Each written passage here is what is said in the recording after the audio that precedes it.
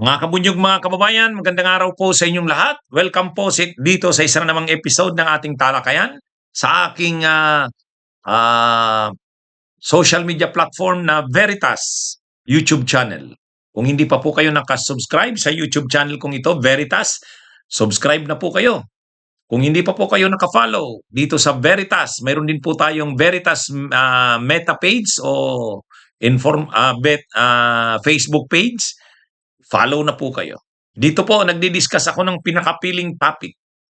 Pumipili po ako ng piling-piling topic. Dito ko po dinidiscuss sa social media platform kong ito. Kaya, subscribe na po kayo at follow na po kayo. Ito mga kabunyog, pwedeng iparesto ayon kay Senador Senate President Tito Soto, si Bato. Pwede daw. Ha? O kasi tinatanong, Senate President, ano po bang plano nyo kay Bato? O, ang sabi ni Soto, hindi niya naman daw mapipwersa.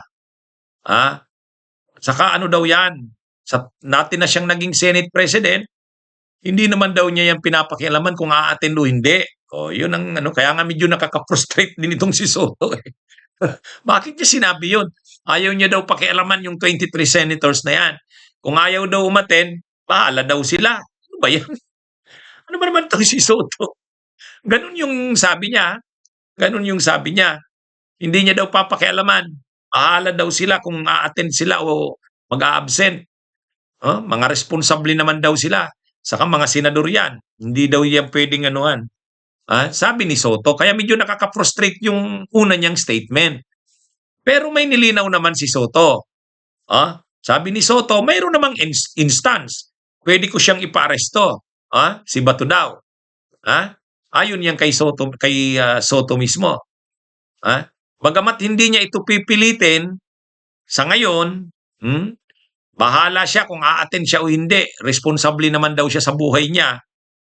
Bagamat nakaka-frustrate, nakakadismaya yung ganyang statement ni Soto kasi parang hindi siya marunong disiplinahin ang kasamahan niyang mga senador. Kahit pa sabihin mong pantay-pantay silang mga senador, pero ikaw yung first among equals. Primus inter pares. 24 senador yan, pang 24 siya, 23 yung iba. Totoo, pantay-pantay sila. Pero siya ang first among sa lahat na pantay-pantay. Kumbaga primus inter pares. Kaya dapat sundin siya bilang leader ng Senado. At saka kung hindi niya man pilitin, anuhan niya lang. Parang pangaralan. Kaya lang ang problema daw, hindi niya na nakokontak. Hindi niya na daw nakokontak. Kaya nga dapat mag-warning na siya pwede naman siyang pa-interview sa media. Ako ito siguro, napapanood ako ngayon ni Senator Bato de la Rosa. Senator Bato, nasisira na yung ating imahe ng Senado eh. Magpakita ka na. Medyo nakakaano na to, nasisira na ang institusyon natin. Lumalabas pa parang ako, wala, tinutolerate kita. Magpakita ka na, Senator Bato, yung ganun. Dapat mayroon siyang ganun. Ito, medyo ano na to sa'yo. Kung hindi, mapipilitan din kaming gumawa na ng kaukulang hakbang. Mga ganun. Dapat marinig kay Soto. Pero ngayon, ang problema, ang naririnig kay Soto, sabi ni Soto, hindi ko naman yan ano itong pagkakasabi niya? Ito yung medyo malungkot sa sinabi niya eh. Ni Soto. Sabi niya, lahat ng 23 senators, kahit na nung Senate President ako noon, at kahit na hanggang ngayon, hindi ko pinapakialaman kung papasok sila at hindi. So why now? Pangit yung ganon. Kaya lang ito, may sinabi din naman siya. Mayroon siyang paglilinaw. May instance din na pwede niyang ipa-aresto si Bato. Sabi niya, pwede niyang ipa-aresto. At hindi ito bawal na gamitin niya, itong kapangyarihang ito. Kailan yon? Kapag mayroong importanteng pagbubutuhan na napakakailangan niyang umattend, halimbawa, kulang ng quorum, o kaya yung bilang na kakailanganin hindi makukuha kung hindi a-attend si Bato, pwede siyang ipa-aresto. Pwede niya daw orderan yan. Sabi yan ni Soto. So yun yung instance na pwede. Kung mayroong importanteng business ang Senado, pag-uusapan, kulang ng bilang, kailangan si Batong umattend para madagdagan ang bilang, pwede siyang orderan, pwede siyang mag-order na arestuhin ito. Ginawa daw yan noon nung panahon ni Bong Revilla. Hindi daw umaten, pinaaresto. Sabi niya, ewan ko kung siya yung nagpa-aresto. Pero yun yung sinasabi ni Soto, Senate President Soto, na pagkakataon. Kapag mayroong importanteng agenda o business, ang Senado na magbubutuhan, kulang, hindi sapat ang bilang, pwede siyang persahing arestuhin. Pwede niyang gawin daw yon, sabi ni Soto. Kung mayroong importanteng, so yung pala pwede. Kaya siguro pag magbubutuhan na pag halimbawa mag-i-impeachment, pwedeng persahin si Batong umaten. Kapag ganun pala, mga kabunyog, mga kababayan. Anyway, yan yung paglilinaw ni Senate President Soto. Bagamat ayaw niyang pakialaman si Bato, pero kapag kailangan, may instance na kailangan, hindi siya pwedeng wala kasi kulang ang bilang.